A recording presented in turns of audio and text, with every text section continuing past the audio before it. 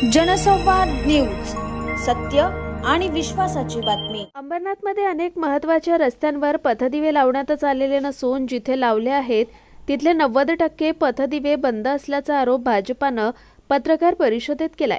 या विरोधात मुख्याधिकाऱ्यांकडे महिनाभर पाठपुरावा करूनही परिस्थिती जैसे तेच असल्यानं 11 ऑगस्ट रोजी पालिकेवर मोर्चा काढून पालिकेला टाळ ठोकण्याचा इशारा भाजपाचे विधानसभा संयोजक अभिजित करंजुले यांनी दिलाय।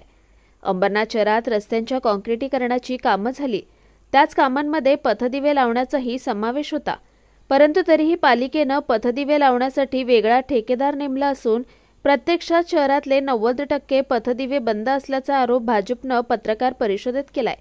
या सगळ्यात मोठा भ्रष्टाचार झाला असून केवळ काही अधिकाऱ्यांना वाचवण्यासाठी मुख्याधिकारी याकडे दुर्लक्ष करत असल्याचं भाजपाचे विधानसभा संयोजक अभिजित करंजुले म्हणाले। शहरातील पथदिवे बंद असल्याचे पुरावेही त्यांनी पत्रकार परिषदेत दाखवले।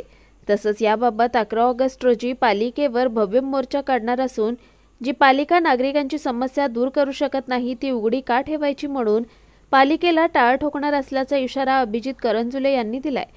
या पत्रकार परिषदेला भाजपाचे पूर्व शहराध्यक्ष विश्वजित करंजुले, पश्चिम शहराध्यक्ष लक्ष्मण पंत आणि प्रजेश तेलंगे यांच्यासह राजू कुलकर्णी, खानजी धल, अजित खरात, दिलीप कणसे, रुपाली लठ्ठे उपस्थित होते। नगरपालिकेच्या माध्यमातून जे विद्युत रोषणाई जी केली जाते त्याच्यामध्ये जवळपास 90% स्ट्रीट लाईट हे बंद अवस्थेत आहे। जे 10% चालू पण आहेत ते कुठेतरी ते काजवेचे शेफ्टीला जसे दिवे असतात तसे छोटे छोटे दिवे त्या ठिकाणी नगरपालिकेने लावलेत। या सर्व गोष्टींना लक्षात घेत आम्ही गेल्या 1 महिन्यापासून मुख्य अधिकाऱ्यांच्या संपर्कात होतो। मुख्य अधिकाऱ्यांच्या माध्यमातून सांगण्यात आलं की कोणतीतरी एक न्यायालयीन लढाई चालू आहे, त्याच्यामुळे कॉन्ट्रॅक्टरवर कोणत्याच प्रकारची पेनल्टी किंवा सक्ती त्या ठिकाणी करता येत नाहीये।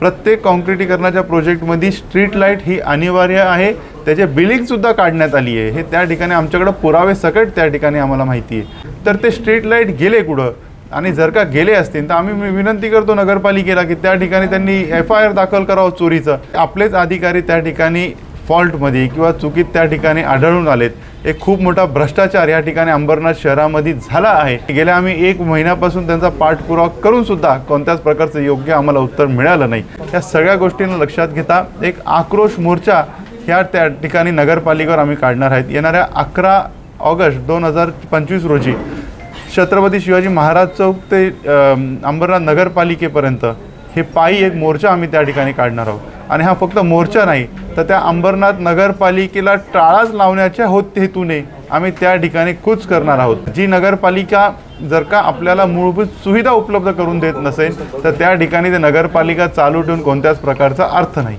अंबरनाथ पार्ले गांव में खुल चुका है एक ऐसा प्रीमियम रेस्टोरेंट जहां आपको मिलता है डिलीशियस फूड, साथ एक कॉजी इंटीरियर का आनंद। Welcome to noon to moon. हर कॉर्नर आपको अपने एक अलग वर्ल्ड में ले जा सकता है। फैमिली मीटअप्स, गैदरिंग्स या अपने special dinner, non veg to veg, इनके मेन्यू में आपको हर तरह के डिलीशियस मिलते रहेंगे। इसलिए स्पेशल सिंधी डिशेस, जहाँ आपको मिलेगा एक वाइड वेराइटी ऑफ डिशेस, हर एक टेस्ट बर्ड को सॅटिस्फाय कर सके। जनसंवाद न्यूज, सत्य आणि विश्वासाची बातमी। आजच सबस्क्राइब करून बेल आयकॉनला क्लिक करा आणि पहा ताज्या घडामोडींचा अचूक अंदाज आपल्या मोबाईलवर।